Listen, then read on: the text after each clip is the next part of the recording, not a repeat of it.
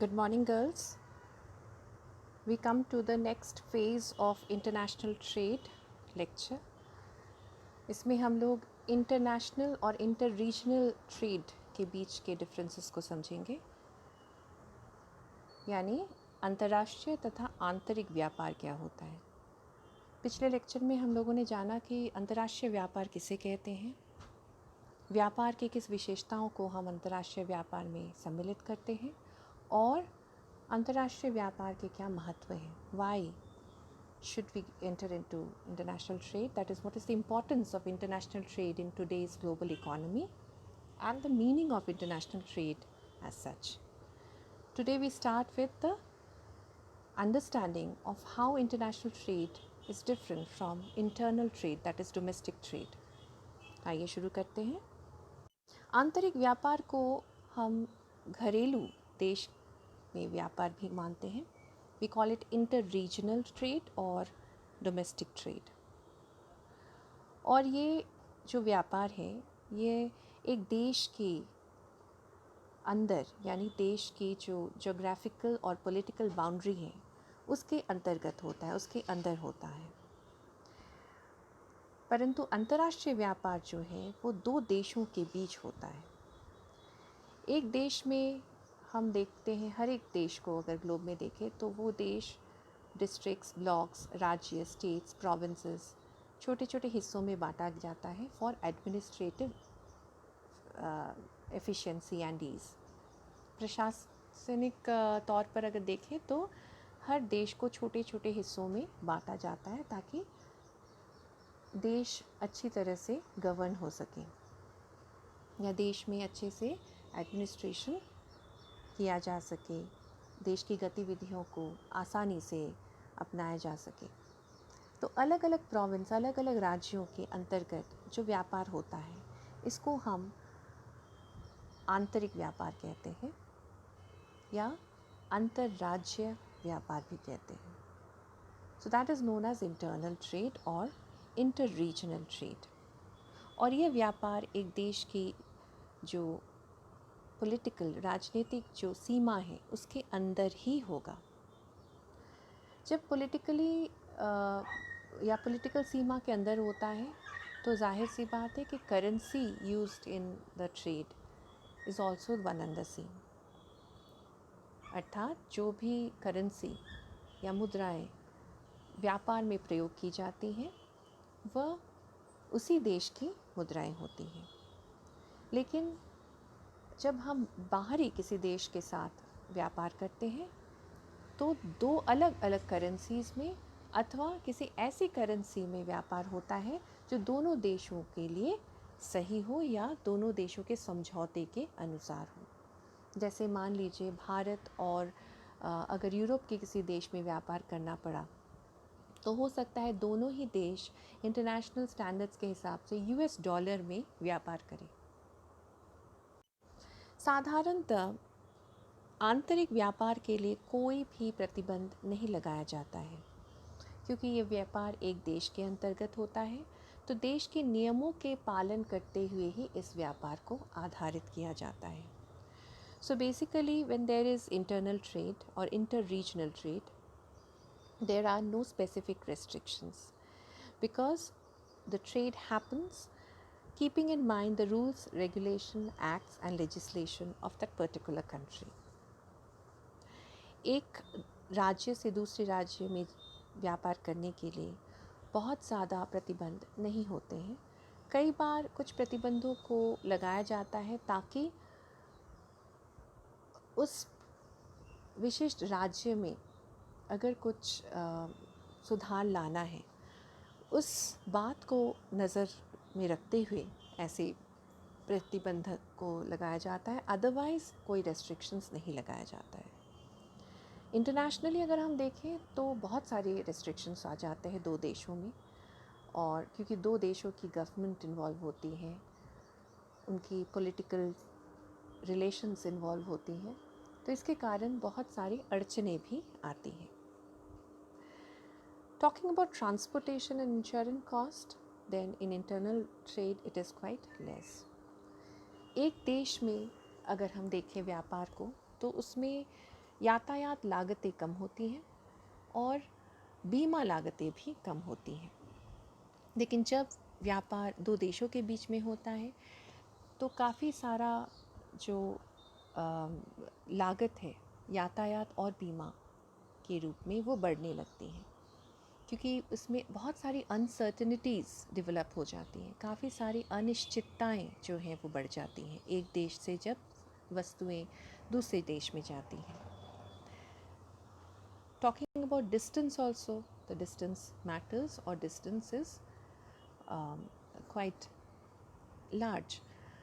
जैसे मान लीजिए यहाँ से जापान से अगर भारत में कोई सामान आना है तो वो या तो वाटरवेज़ में आएंगे या तो एयरवेज़ में आएगा, तो दोनों ही काफ़ी कॉस्टली हो जाता है, चाहे वो जहाज यानी जल वाहनों के ज़रिए आए जल के पथ से या वायु पथ से आए एयरवेज़ से आए, तो दोनों ही एयरवेज़ एंड वाटरवेज़ दोनों ही कॉस्टली हो जाते हैं, इसीलिए ट्रांसपोर्ट कॉस्ट काफ़ी ऊंचा हो जाता है। We come to the differences. Now let us zero down to what are the basic differences between interregional trade and international trade. अब हम आते हैं आंतरिक तथा अंतर्राष्ट्रीय व्यापार के बीच के अंतरों पर, जिसमें पहला हम लेते हैं साधनों की गतिविधि पर। So mobility of factors of production. सबसे पहला साधन अगर हम मानते हैं तो वो है लेबर यानी मज़दूर। मज़दूरों की गतिविधि को अगर हम देखें तो एक देश के अंदर इनकी गतिविधियों पर कोई रोक टोक नहीं होती है, वो फ्रीली एक जगह से दूसरी जगह आना जाना कर सकते हैं और उनकी मानसिकता में भी कोई बहुत बड़ा अड़चन नहीं आता है, क्योंकि उनको लगता है हम एक ही देश में हैं और आने जाने के लिए हमें कोई ना तो परमिशन की ज़रूरत होगी और ना ही उन्हें बहुत ज़्यादा समय या खर्च की आवश्यकता होगी। इसीलिए जब एक लेबर एक जगह से दूसरी जगह एक देश के अंदर प्रवास करता है कार्य के लिए, तो उसमें ज़्यादा अड़चनें नहीं आती हैं। लेकिन वही जब दो देशों के बीच में यह मोबिलिटी होती है या आना जाना होता है तो काफ़ी सारी अड़चनें आती हैं, काफ़ी रूल्स एंड रेगुलेशंस मानना पड़ता है। इसके साथ साथ खर्च भी, यातायात खर्च भी ऊंची होती है और मानसिकता में भी काफ़ी बार अड़चनें आती हैं, क्योंकि दूसरे देश में जाके प्रवास करना या काम करना लोगों के मन में एक डर बैठ जाता है कि वो पता नहीं कब आ सकेंगे, कब जा सकेंगे, अपने परिवार से कब मिल सकेंगे। तो ये सारी चीज़ें जो प्रवास के साथ युक्त होती हैं, जो डर प्रवास के साथ युक्त होती है, ये सारे डर जो हैं वो सामने आती हैं। So when it comes to the movement of factors of production, especially labor, within a country, then it is quite easy because there is not much of restriction, cost of transportation is less, and people feel free to move in their own country because of the same culture or similar culture. They feel they can also come back to their residential place or to their families whenever they want. But when it comes to movement between two countries, then it becomes very difficult because transportation cost is very high. There are rules and regulations that they have to abide and maintain. Crossing the frontier of a country becomes psychologically a big burden. Hence, there is a large difference between movement of factors inside the country and outside the country. अगर हम इस तौर पर देखें तो mobility of factors of production with in the country quite easy है, free flow है, और बाहर काफ़ी इमोबाइल हो जाता है या काफ़ी कठिन हो जाती है। कई बार ऊंची मजदूरी दर पाने के बावजूद भी लोग दूसरे कंट्रीज़ में जाना पसंद नहीं करते हैं, अपने ही कंट्री में रहना पसंद करते हैं। So there are several you can say obstacles to migration and which leads to immobility of factors. इसी तरह से पूंजी का भी एक कंट्री से दूसरे कंट्री जाना इतना फ्री फ्लो नहीं होता है, बल्कि पूंजी अपने देश में जब प्रवाहित होता है तो काफ़ी मोबाइल होती है, यानी उसकी जो गतिविधि है या गतिशीलता है वो काफ़ी ऊंची होती है। लेकिन एक कंट्री से दूसरे कंट्री में जाने या जो प्रवाह है वो गतिहीन होती है या उसकी लोच काफ़ी कम होती है। Next is currencies. If we talk about currencies, then we find that since every country has their own currency, it becomes difficult or a complex matter to exchange goods between the countries on the basis of their currencies. So there has to be foreign exchange rates decided, there has to be negotiations between the country, and various other complications arise. These complications are absent when we talk about internal trade, because trading happens on the basis of the same currency of that particular country.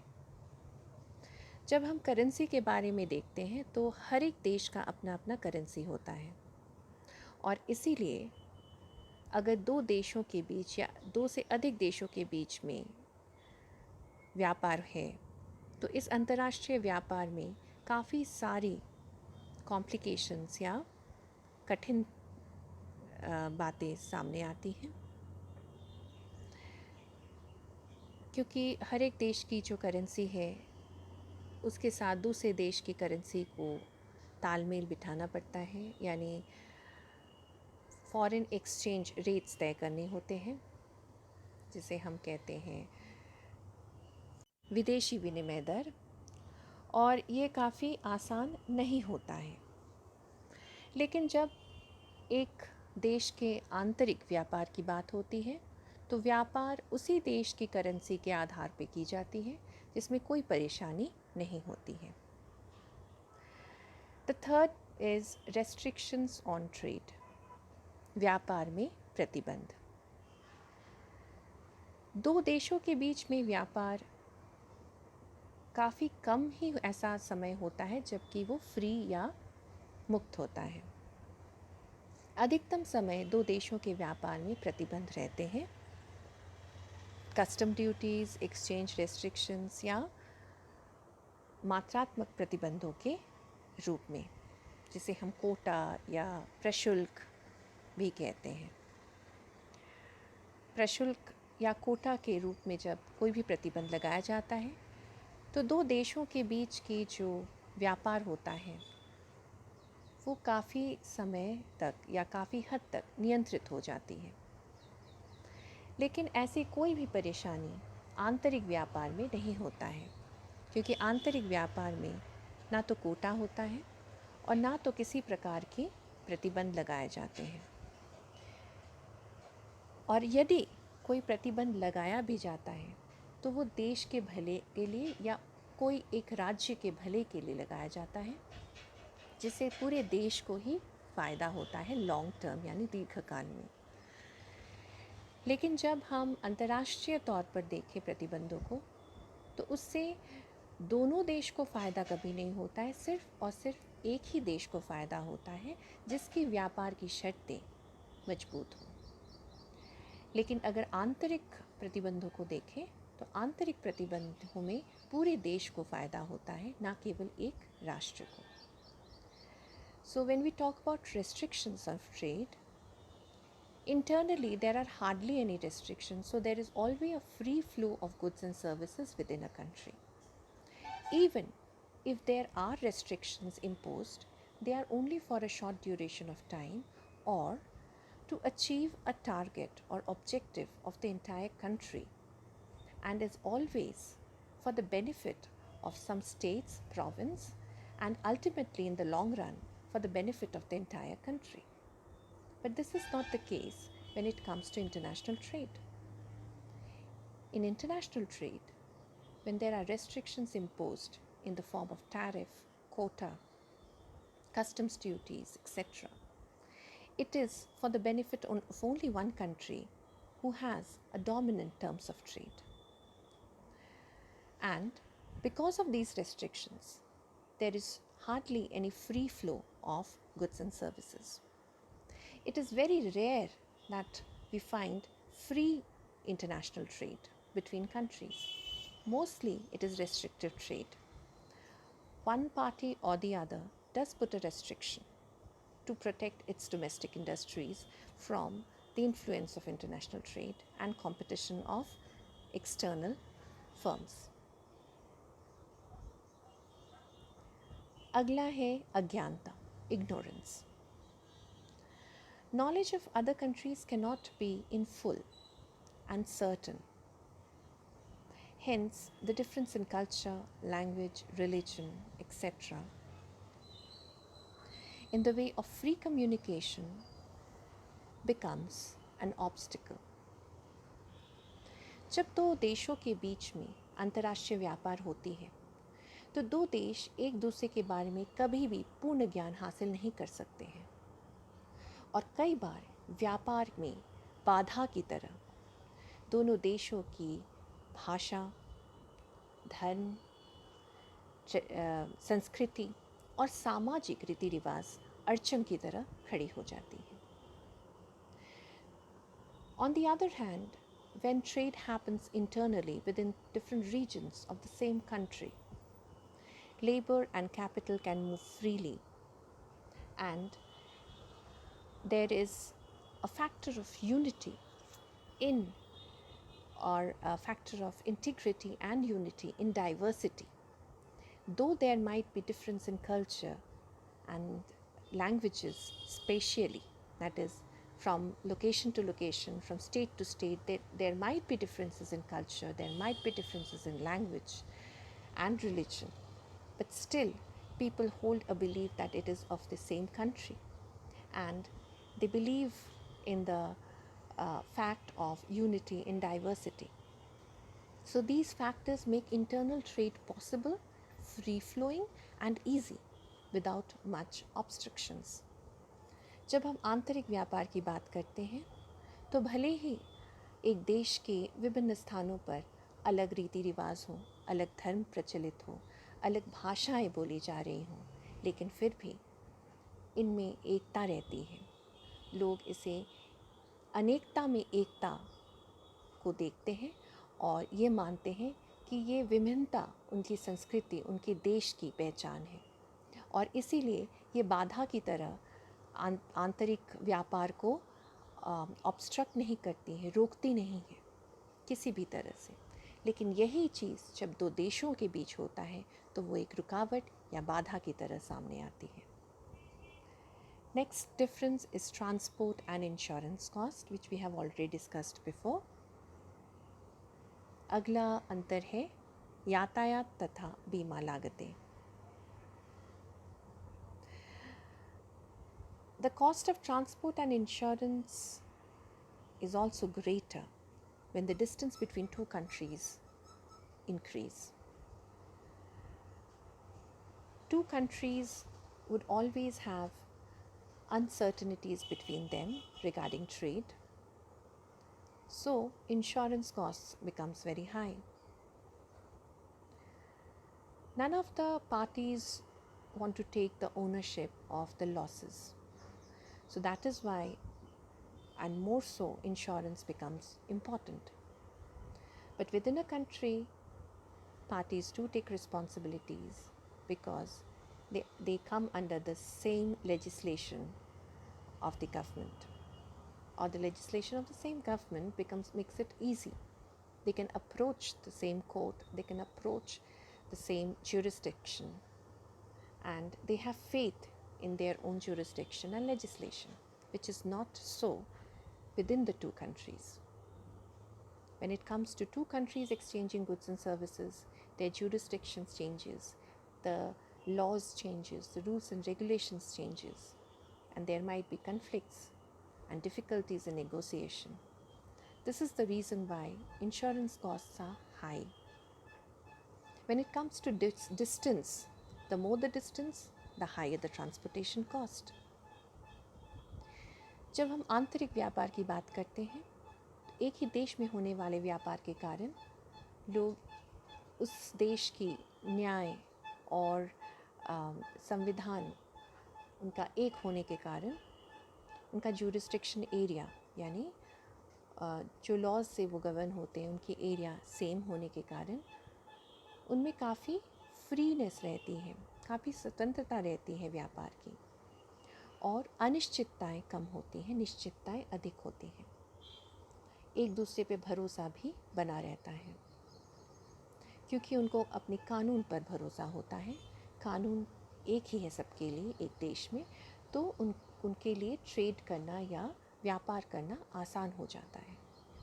इसी कारण से बीमा के खर्च भी कम होते हैं क्योंकि लॉसेस में ही बस लॉसेस भी इस प्रकार से कम होती हैं। लेकिन जब हम अंतर्राष्ट्रीय व्यापार करते हैं तो दो देशों के अलग अलग न्याय होते हैं, अलग अलग नीतियाँ होती हैं, अलग अलग लॉज होते हैं और ज्यूरिस्डिक्शन एरियाज़ भी अलग होते हैं। अनिश्चितताएं भी बढ़ जाती हैं और इसलिए बीमा के खर्च भी ऊंची होती हैं। व्यापार की सीमा या डिस्टेंस जिसको हम कहते हैं, दूरी जितनी बढ़ जाती है यातायात खर्च भी उतनी ही अधिक होती है। इसीलिए आंतरिक व्यापार में खर्च कम होता है यातायात के, और अंतर्राष्ट्रीय व्यापार में यातायात खर्च अधिक होते हैं। So these are the difference between international and internal trade. I hope you've understood it. आशा करती हूँ आप सबको समझ में आया है। We will continue with our international trade chapters of theories in our next lecture.